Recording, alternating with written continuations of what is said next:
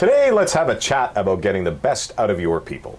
I'm going to approach this in a slightly unusual way. Hi, it's Warren Coughlin here, business coach to ethical entrepreneurs who want to build a business that matters, and also president of RTG Group, a for-profit social enterprise that builds organizational culture through programs that feed the hungry, through a begging-free giving model where the givers are financially better off than those who don't give. Very cool, right? Well, long ago in a galaxy far, far away, I was also an actor and theater director. Yes, a thespian. And I want to use the theater as an analogy to illustrate how you get the most and the best out of your people. You see, a play starts with a book about yay thick and 3 blank walls. And often in less than a couple of months, the team has designed, constructed, and installed sets, lights, props, soundscapes, costumes. Parts are learned, choreographed, rehearsed. The play is announced, marketed, and promoted, and the play opens on a specified Thursday night, precisely at 7:59:59 with 100% certainty. And I say this lovingly because I was one, they're all flakes, in the best meaning of the word. So if a bunch of flakes can pull off something with that degree of complexity and moving parts within that compressed a time frame with 100% certainty, why can't you make significant changes in your business in a quarter? Ouch, right? Well, here are some thoughts.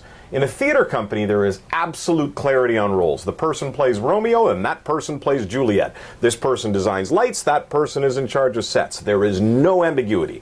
There is a focused and shared effort toward the realization of a vision for the play. That leads to fast and deep connections among the team who know they can't succeed without each other. And every person knows their name will be on the program. If they don't play their part, there is no hiding from it. Now those factors combined with a no kidding, no fooling, no compromises deadline conspire to create a high performance environment. And a high performance environment can make extraordinary performers out of people who would otherwise be tagged as mediocre. So let's break this down a bit. In business terms, what we're talking about here is called engagement. That's just a fancy MBA word for having people who really give a damn. And in North America right now, only about 26% of employees really give a damn. Which for you means there's a huge opportunity. A highly engaged, high-performance culture can be a powerful and sustainable competitive advantage. Now, this could easily be a half-day seminar or more, so this won't be comprehensive, but I thought I'd give you a quick framework to help you both assess and drive your own culture. Now, engagement is driven through 4 interconnected dynamics. The first is the individual's attachment to the content of the work itself, or what you could call the role. In other words, do they like what they do? If you cast as Hamlet someone who thinks Shakespeare is boring and irrelevant and who considers Hamlet as a whiny prat, well, it won't matter how talented an actor they are, they'll likely drag down the morale of the cast and crew. So this means getting the right people in the right roles and then giving them the fundamentals to do the job. You know, tools, training, equipment, safety, fair rewards, no obstructions to doing the job. This gets people to being content in their jobs. Not necessarily super excited and giving a damn beyond the ordinary, but it will have them doing the job. Now, if you can increase the amount of autonomy they have in doing their jobs, then engagement will increase further. Now, next is connection to people, otherwise known as relationships. The number one reason people leave jobs is because of problems in the relationship with their boss. So that's one primary relationship. But having strong relationships in the workplace is a driver of performance. In fact, research by Gallup shows a clear link between friendships at work and the amount of effort employees expend. Now that's something known as discretionary energy. That's energy they don't have to spend to just do the job, but they choose to expend because they care.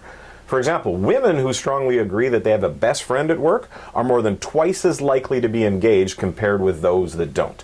So it's really important not just to allow those relationships to develop, but to encourage them. Third is belief in the company's purpose or its reason for being.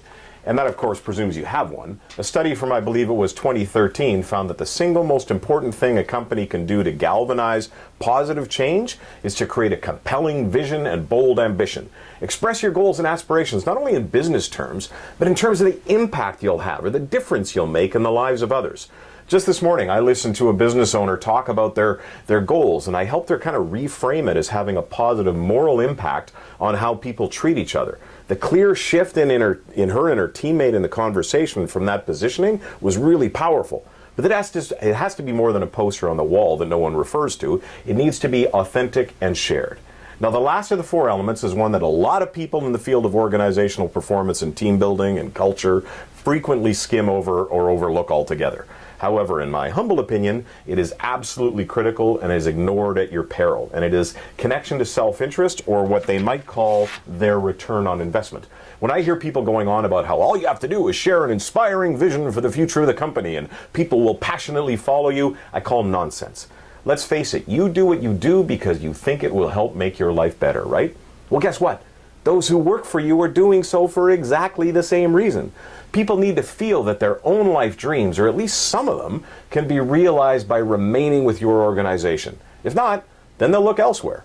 Millennials and Gen Zs in particular are very overt about this. 1/3 of those under 35 are in their first year with their current employment. When you couple that stat with the low engagement stats, you can see that people generally are not feeling their interests are being adequately served. It's like any relationship. If one party in a relationship feels they give, and support the aspirations of the other person, but they don't get any acknowledgement of their own dreams, they'll become disillusioned. You need to have a humane philosophy in the workplace and a relational perspective on your people.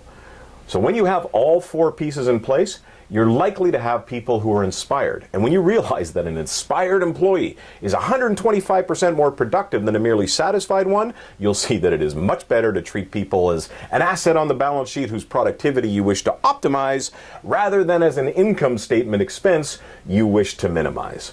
So put these four pieces into place, and you'll be building a business that matters.